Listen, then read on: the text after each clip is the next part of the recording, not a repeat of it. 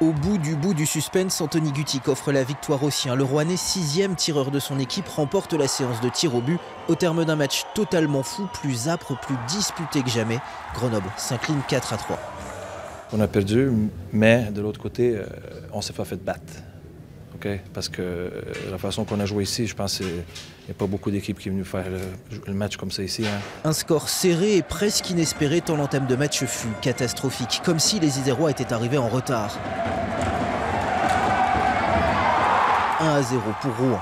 Michel Miklik enchaîne à la 6e, 2-0. Beaucoup imaginaient alors les brûleurs au bout du rouleau. Ceux-là furent surpris.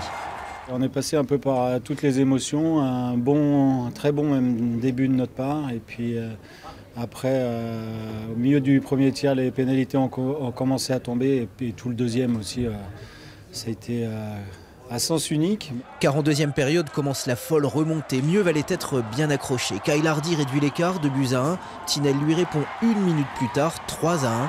Puis le temps passe lentement quand Sacha Treille à la 38e réanime le banc isérois, imité 50 secondes plus tard par Kyle Hardy, encore lui. 3 partout au caractère. Grenoble était alors à 2 doigts de l'exploit, de quoi rester confiant pour la suite, malgré tout. On savait que ça allait être une série très longue, on était préparé pour ça mentalement. Et là on est en plein dedans, de toute façon il reste combien, 3-4 jours à se donner à fond, donc non, on risque pas d'être abattu à ce moment-là, au contraire. Confiants mais acculés, les Isérois n'ont désormais plus aucun joker. Rouen est à une victoire du sacre dans cette finale étouffante. Reste donc à méditer d'ici dimanche cet adage. Le diable se cache dans les détails, le titre de champion de France aussi.